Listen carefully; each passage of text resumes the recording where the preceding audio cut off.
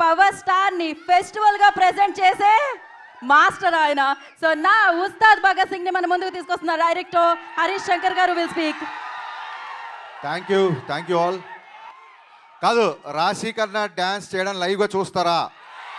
అయితే కామ్గా అయితే దానికి ముందు కామ్గా నేను మాట్లాడి వినండి, ఓకేనా? మీరు కామ్గా ఉంటే త్వరగా మాట్లాడేసి త్వరగా అమ్మాయి డ్యాన్స్ చేస్తుంది. 2 minutes. ఫస్ట్ ఆఫ్ ఆల్ ఈ స్టేజ్ మీద నేను ఫస్ట్ థ్యాంక్స్ చెప్పుకోవాల్సింది రాశి కన్నాకి. కళ్యాణ్ గారి డేట్స్ టైట్గా ఉన్నప్పటికీ నేను కాల్ చేయగానే జూమ్లో చెప్పనా కథ లేకపోతే ఫోన్లో చెప్పనా అంటే అసలు నువ్వేం కట్ చెప్పొద్దు, నేను షూట్కి వచ్చేస్తున్నా అన్నారు.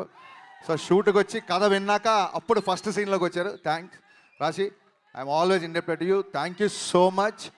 అండ్ ఈ సాంగ్లో ఇప్పుడు మీరు రాశి స్టెప్స్ చూసింది చాలా తక్కువ. సాంగ్లో కళ్యాణ్ గారితో బట్టి కుమ్మేసింది రాశి కన్నా దీంట్లో.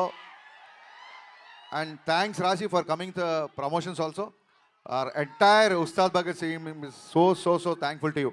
So sweet of you. కాదు, జనాలు చూశారు కదా, ఆల్మోస్ట్ 1500 నుంచి 2000 మంది ఉండేవాళ్ళు సెట్లో.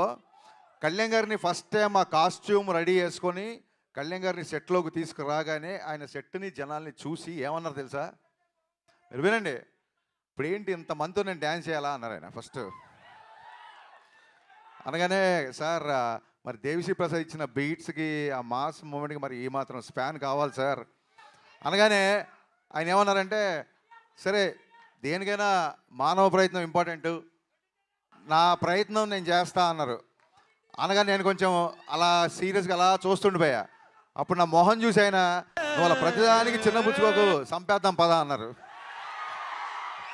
సో ఆ రోజు నేను ఏమనుకున్నా అంటే నన్ను మోటివేట్ చేయడానికి అంటున్నారేమో అనుకున్నాను.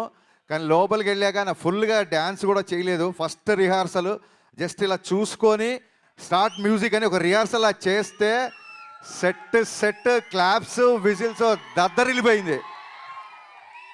కళ్యాణ్ గారు ఈ సినిమాకి డేట్స్ ఇవ్వడమో లేకపోతే 9 to 6 టైమింగ్స్లో షూటింగ్ రావడం ఇవన్నీ కాదండి, ప్రాణం పెట్టి పనిచేశారు ఈ సినిమాకి కళ్యాణ్ గారు. నేను అందుకే ఈసారి పర్ఫార్మెన్స్ బద్దలైపోతే బిగినింగ్ ఎందుకు చెప్తానంటే అదేదో ఎలివేషన్ డైలాగ్స్ కోసమో ఫైట్ల కోసమో కాదండి, నిజంగా పర్ఫార్మెన్స్ సెకండ్ హాఫ్లో వచ్చే ఇంటెన్స్ సీన్లో ఆయన పర్ఫార్మెన్స్ బద్దలైపోయింది అంతే. థ్యాంక్స్ టు దేవిశ్రీ ప్రసాద్ గారు. దేవిశ్రీ ప్రసాద్ గారు బీట్స్ ఇప్పుడు ఎలా ఉన్నాయి, రేపు పొద్దున ఇంకా ఫుల్ సాంగ్ వచ్చినప్పుడు థియేటర్ ఎలా ఉంటుందో ఒకసారి ఊహించుకోవచ్చు. Thank you సర్జీ, thank you so much. నేను ముందుగానే చెప్పినట్టు టైం లైన్స్ మ్యాచ్ అవ్వట్లేదు, అందుకని ఇవాళ కూడా రాలేకపోయారు. సో దానికంటే ఎక్కువ ఉంటుందని ఊహిస్తున్నాం. అండ్ సినిమా కొంచెం లేట్ అయినా సరే సెట్స్ చూశారు కదా, మొత్తం మైత్రి కెరీర్లో మైత్రి చేసిన అన్ని సినిమాల్లో ఇంత పెద్ద సెట్ ఇప్పటివరకు వేయలేదు. ఫ్యూచర్లో వేస్తారో తెలీదు. ఏ రోజు కూడా ఒక్కసారి కూడా నన్ను కొంచెం సినిమా లేట్ అయింది ప్రొడక్షన్ ఏమైనా తగ్గిస్తారా అనలేదు. మీరు ఏం కావాల్సో తీసుకోండి, ఎంతమందిని అంటే అంతమంది పెట్టుకోండి, మేము అడిగిన సినిమా మాకు ఇవ్వండి అన్నారు. ఇలాంటి ప్రొడ్యూసర్లు దొరకడం నిజంగా నా అదృష్టం కాదు, నా పూర్వజన్మ సుకృతం.